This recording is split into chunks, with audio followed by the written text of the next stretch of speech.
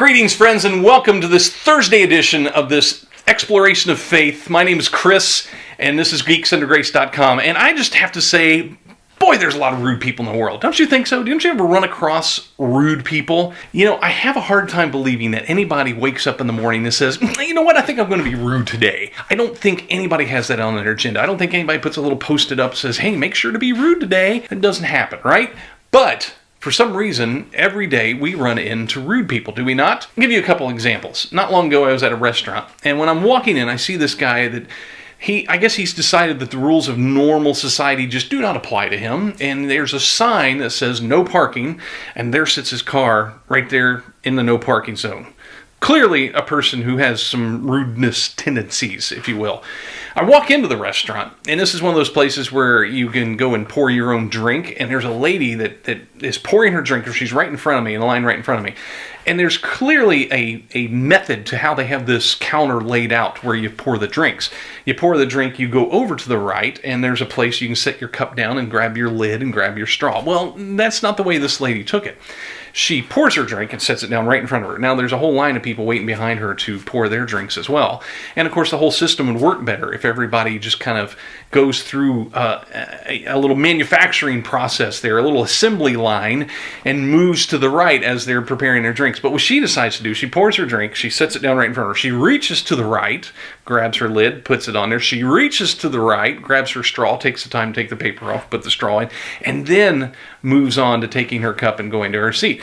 When clearly, if she'd have just moved on, the whole process works a little bit better. Did she wake up that morning and say, you know what, I think I'm going to go to lunch, and I think I'm going to be rude while I'm there and just hold everybody else up? No, she didn't do that.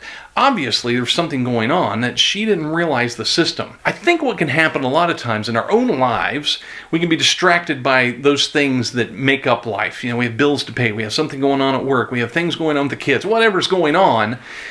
We have those things that distract us and can lead us into a state of rudeness because we don't realize what we're doing to those around us. We're not aware. As Christians, we're called to be salt and light. We get that passage that we are to be a flavor additive to the world around us. But if we're distracted by those things that are keeping our attention away from the people around us, we can even become rude people, even though we don't intend to be. Now, there's a great passage in the book of Titus that talks about this. And this is Paul speaking to Titus. And he says, remind them, the people that he's ministering to, remind them to be submissive to rulers and authorities, to be obedient, to be ready to do every good work, to speak evil to no one, to avoid quarreling, to be gentle, and to show perfect courtesy toward all people. I don't know about you, but I can't make any claim that I have modeled perfect courtesy in all situations. So here's the assignment. I'm going to give you homework. I hope you don't mind. It's a little bit of an action step. I think it's one thing to sit and watch a video and hit the like button and hit the subscribe up above, which I hope you'll do both, of course.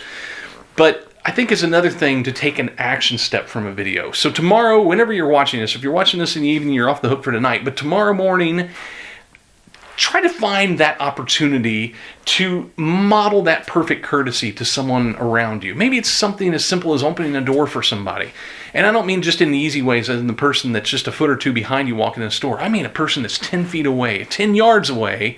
Open up the door for them. But I think there's all sorts of ways that you can model that courtesy, the opposite of rudeness in the world around you. And I hope down in the comments below you'll list some of those so other people can get ideas of things they can do. And you never know the power of just being extra courteous in your world around you. Hey, that's something to pray about, don't you think? Hey, I thank you for watching, and be sure to subscribe to Geeks Under Grace and go check out geeksundergrace.com. My name's Chris, and thank you very much for watching.